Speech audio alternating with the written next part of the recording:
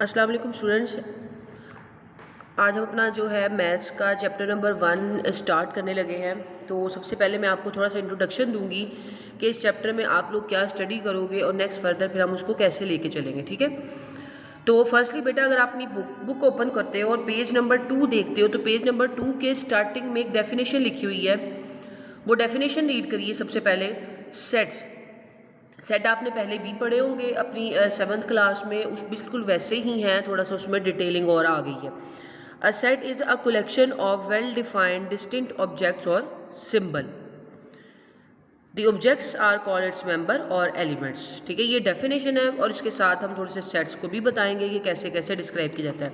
तो सबसे पहले बेटा मैं आपको डेफिनेशन को थोड़ा सा डिटेल में बता दूं कि डेफिनेशन में उसने कहा क्या है। उसने कहा अ set is a collection of, यानी उसने कहा सेट एक ऐसी कलेक्शन होती है जिसमें आपके पास वेल डिफाइंड और डिस्टिंक्ट ऑब्जेक्ट होते हैं। अब जैसे मैं आपको कहूँ कि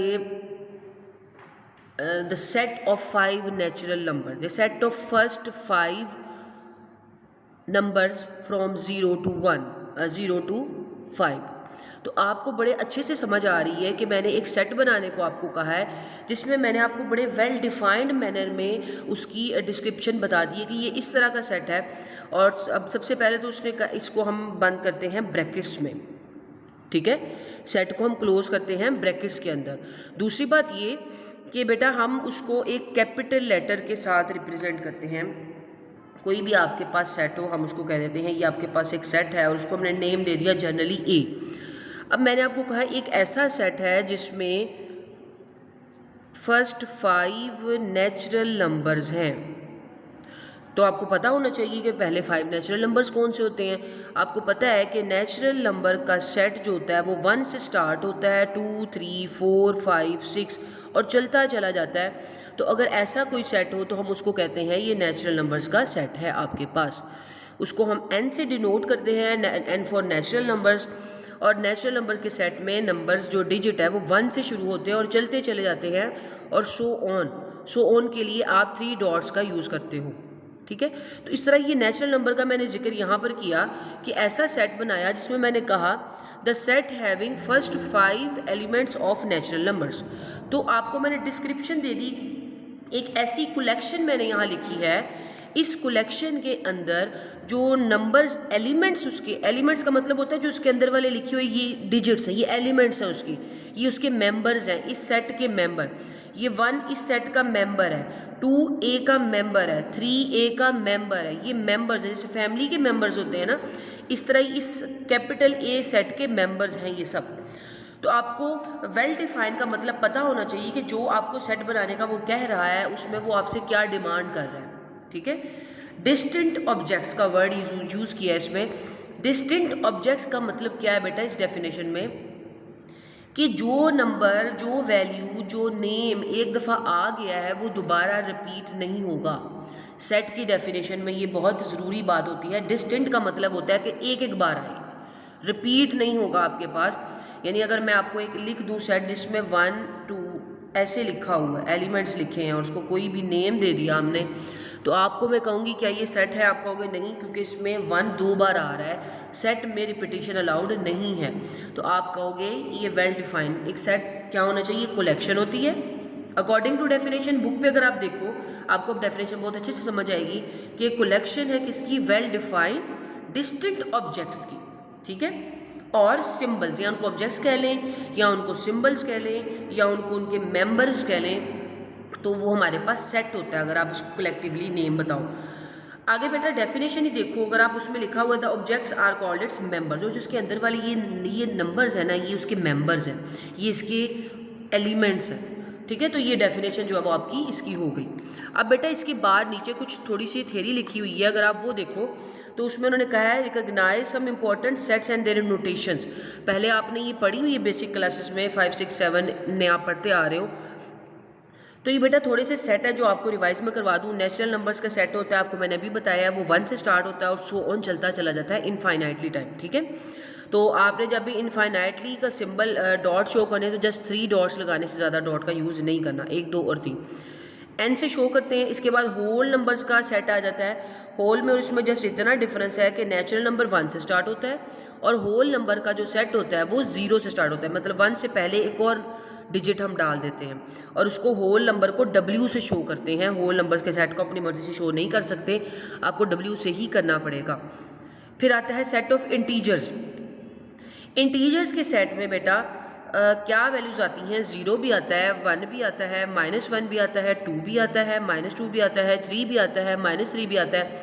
यहाँ से सारी प्लस वाली वैल्यूज़ आ रही हैं, यहाँ पर सारी माइनस वाली वैल्यूज़ आ रही हैं। जैसे आप लोगों ने नंबर लाइन पे बेटा शो करने सीखे थे कुछ नंबर्स, अगर मैं आपको थोड़ा सा रिपीट करवाऊँ कि बेसिक क्लासेस में आपने ऐसे एक नंबर लाइन पढ़ी हुई थी जिस पे आप नंबर शो करते थे। आपको कहते थे लेट्स से कि बताएं 3 कहाँ पर जो है वो प्लॉट कर सकते हैं। आप बताओगे कि इस साइड पे ये एक लाइन है आपके पास जिसमें हम एरो हेड का यूज़ करते हैं और सेंटर में 0 होता है न्यूट्रल, इस साइड पे प्लस वाली वैल्यू चलती चली जाती हैं, इस साइड पे माइनस वाली वैल्यू चलती चली जाती हैं और ये सो ऑन है। तो वो आप कहोगे ये 3 है। इनको अगर हम एक सेट की फॉर्म में लिख देना, मैं आपको कहूँ इसको एक सेट की फॉर्म में लिख दो, यानी यहाँ से नंबर चल रहे हैं, सेंटर में 0 है, इस साइड पे पॉजिटिव नंबर्स हैं और इनको मैं ब्रैकेट्स में क्लोज कर दूँ तो ये हमारे पास क्या बन गया, इंटीजर्स का सेट, यानी उसी को हमने इंटीजर्स की फॉर्म में लिखा है। इंटीजर्स के सेट को हम ऐसे शो करते हैं, जी से उसका सिंबल होता है, आप इसको ऐसे अलग अलग भी लिख सकते हो और अगर मैं इसको कलेक्टिवली लिखना चाहूँ मैं लिखूँ 0 + -1, प्लस वाला 1 भी है, माइनस वाला 1 भी, जिसका कुछ भी नहीं लिखा होता वो अंडरस्टूड होता है कि वो प्लस वैल्यू है। हमने एक साथ लिख दिया, हमने अलग अलग लिखने की बजाय +-2 +-3 सो ऑन। इसका कहने का मतलब ये है कि हम इतना लंबा लिखने की बजाय उसको सम अप करके ऐसे भी लिख सकते हैं कि 0 तो होता ही है, प्लस वाली 1 वाली और माइनस वाली वैल्यू भी होती है, +2 -2 +3 -3 सब वैल्यूज़ आगे चलती चली जाती। तो इन दोनों में से आप जो भी वे अपनाना चाहो अपना सकते हो टीचर्स के सेट को शो करने के लिए। नेक्स्ट बेटा डेफिनेशन देखिए, प्राइम नंबर्स। प्राइम नंबर्स क्या होते हैं, ऐसे नंबर्स जिनके सिर्फ 2 फैक्टर्स हों, या मैं अगर आपको बहुत सिंपल वे में बताऊं, ऐसे डिजिट्स या ऐसे नंबर जो सिर्फ अपने टेबल में आ सकें या 1 के टेबल में आ सकें। 2 फैक्टर हो गए ना, एक अपना टेबल और एक 1 में तो सब आते हैं लेकिन एक अपना भी हो जाए, इसके अलावा वो किसी में ना आते हों। अगर वो नंबर ऐसे हो जाएंगे तो हम कहेंगे वो सारे नंबर्स अगर मैं मिला के एक साइड पर लिख दूँ तो वो प्राइम नंबर्स बन जाते हैं आपके पास। जैसे काउंटिंग 0 तो किसी जो है सेंस में नहीं आ रही क्योंकि 0 1 में नहीं आती, तो 0 के बाद होता है 1 जो है सिर्फ अपने टेबल में आता है, यानी 1 का सिर्फ एक फैक्टर है, 1 का सिर्फ 1 ही है। तो हमने कहा था 2 फैक्टर होने चाहिए, एक वो खुद एक 1, तो 1 में तो सिर्फ वो खुद भी 1 है और वो और कोई उसकी वैल्यू भी नहीं है, तो इसलिए 1 फिर कंसिडर नहीं होगा क्योंकि उसके 2 फैक्टर ना हुए। 2 आता है, 2 सिर्फ अपने टेबल में आता है या 2 1 के टेबल में आता है। 3 आता है, 3 सिर्फ अपने टेबल में आता है या 1 के टेबल में आता है। 5 भी 7 भी, इसके बाद 8 अगर आए तो 8 देखिए, 8 आता है अपने टेबल में भी, 8 आता है 2 के टेबल में भी, 8 आता है 4 के टेबल में भी, 8 आता है 1 के टेबल में भी, यानी उसकी 4 फैक्टर्स हो गए। तो हम फिर ऐसी वैल्यू नहीं लेंगे जिसके 2 से ज़्यादा फैक्टर हो, उसको हम इस सेट से निकाल देंगे। इस तरह 7 11 और सो ऑन, ये सेट चलता चला जाता है इनफाइनाइटली टाइम। अब बेटा अगर इसमें वैसे लिखा नहीं हुआ लेकिन मैं आपको बताऊँ,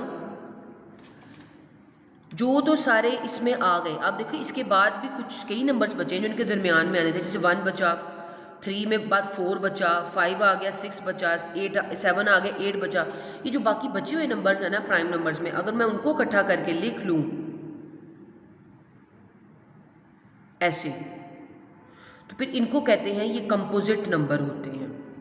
क्या कहते हैं इनको, कंपोजिट नंबर। इसमें ऐड नहीं है, बहरहाल थोड़ी सी इन्फॉर्मेशन लिख लीजिए कि बाकी जो प्राइम नंबर में से बचने वाले नंबर जो सेट, अगर उनको हम सेट की फॉर्म में लिख दें तो आपके पास कंपोजिट नंबर हो जाते हैं।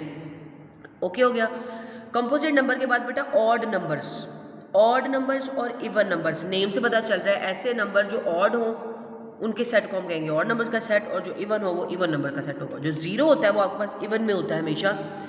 अब बेटा देखिए, अगर मैं ये देखिए प्लस माइनस का सिंबल डाला हुआ है, मैं आपको यहाँ पर ऑड नंबर का सेट अगर शो करके दिखाऊँ, ओ से शो करती हैं 1। अब 1 ऑड है, +1 भी एक ऑड नंबर है, ऑड उसे कहते हैं जो 2 के टेबल में नहीं आता। +1 भी एक ऑड नंबर है, और आप अगर -1 लिखो तब भी वो एक ऑड नंबर है, साइन जो मर्जी हो उसके साथ। 3 एक ऑड नंबर है क्योंकि 2 के टेबल में नहीं आता।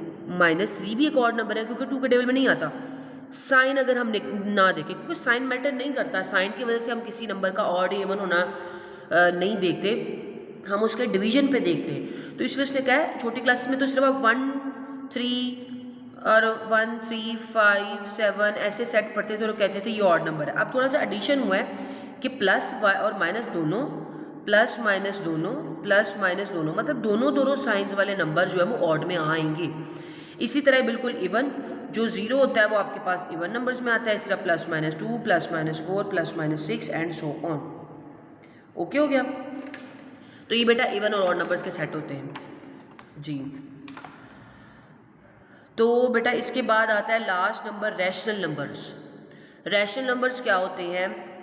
ऐसे नंबर जिनको हम ओवर की फॉर्म में लिख सकें तो उनको हम कहते हैं रैशनल नंबर। सिंपली मैंने आपको बताया है, मैं आपको इसकी डेफिनेशन यहाँ राइट करके दिखाती हूँ जी।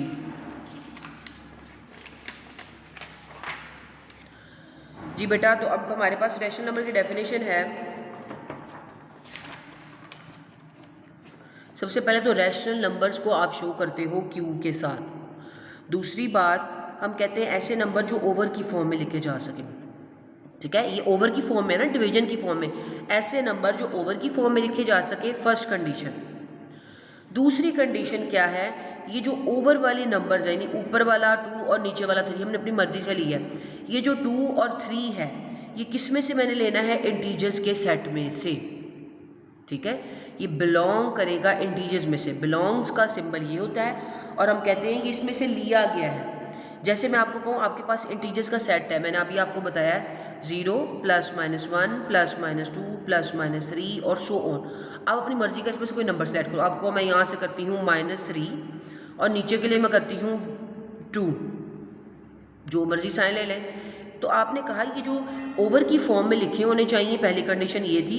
दूसरी कंडीशन ये थी कि वो जो ऊपर और नीचे वाली ओवर की फॉर्म वाले नंबर्स हैं वो हमने किस में से लिए थे? वो इंटीजर्स में से लिए थे और किसी सेट में से नहीं लेने, आपने इंटीजर्स में से लेने। हाँ, वो हो सकते हैं जैसे 2 है, अब ये 2 आप कहोगे ये इंटीजर्स में तो होता है लेकिन ये नेचुरल नंबर्स का भी तो एलिमेंट है, क्योंकि नेचुरल नंबर में भी 2 आता है। तो वो कोई बात नहीं, हमने स्पेसिफिक इसलिए रखा है ताकि हमें पता हो कि प्लस वाली वैल्यूज़ भी ले सकते हैं, माइनस वाली वैल्यूज़ भी ले सकते हैं, हम 0 भी ले सकते हैं, डिवीजन वाली कोई पॉइंट्स वाली वैल्यूज़ नहीं ले सकते क्योंकि इसमें कोई पॉइंट वाली वैल्यू नहीं है।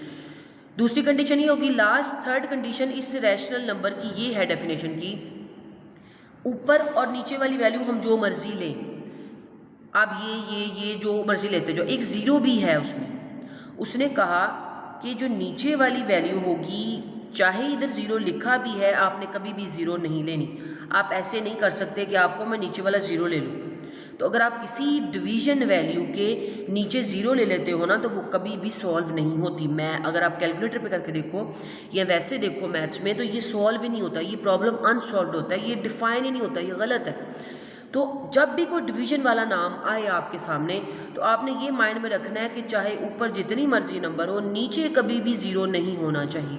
ऊपर 0 हो सकता है क्योंकि 0 ओवर समथिंग 0 ऊपर हो सकता है, वो डिफाइन हो जाएगा। 0 को जिस पे मर्जी डिवाइड करें वो 0 दे देता है आंसर, तो आंसर आ गया, 0 ही आया चाहे।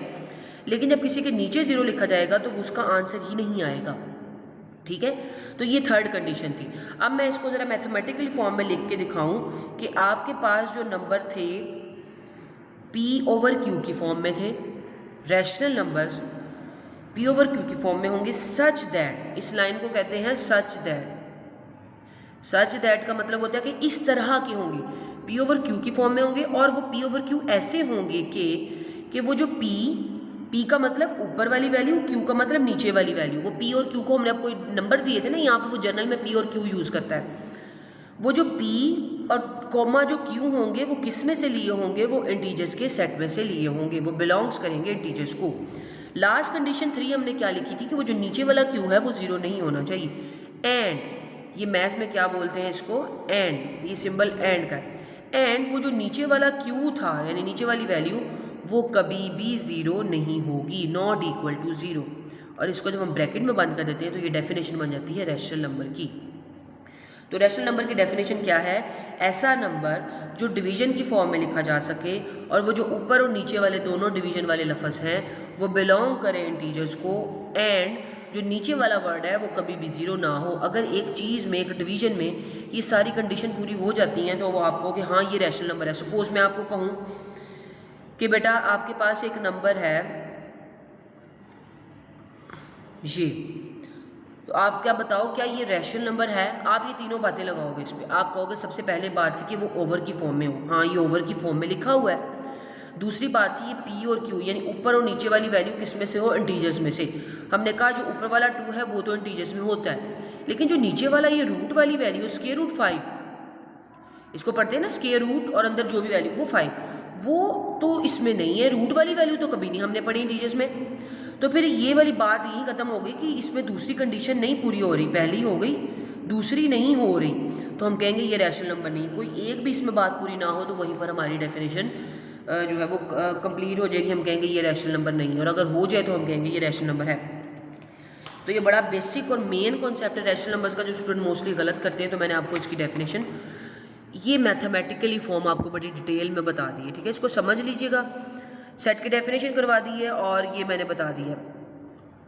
आज के लिए बेटा इतना ही काफ़ी है। कल इंशाल्लाह जो है बाकी मैं आपको जो है वो करवाऊंगी काम, आपको थोड़ा इंट्रोडक्शन दूंगी। आज सिर्फ मैंने इंट्रोडक्शन दी है कि आपके पास सेट क्या होते हैं। तो अगर आप समरी में जाओ ना पीछे, तो पेज नंबर 14 है बेटा, उसमें भी सेट की डेफिनेशन लिखी हुई है। आप यहाँ से भी कर सकते हो, वहाँ से भी कर सकते हो, दोनों जगह पे एक ही लिखी हुई है, ठीक है। तो ये डिफाइन सेट कर लेना है विद वन एग्जाम्पल। सेट की कोई भी आप डेफिनेशन में एग्जांपल दे, जैसे मैंने ब्रैकेट डाल के नेचुरल नंबर्स में लिख दी है ना, आपने ये देखें ये एग्जांपल दे दी सेट की। तो सिंपल बेटा आज के लिए फिर इतना ही है। इंशाल्लाह कल जो है वो अपनी 1.1 स्टार्ट करेंगे, जो रिमेनिंग डेफिनेशंस हैं आपके पास वो करेंगे, ठीक है। ओके बेटा।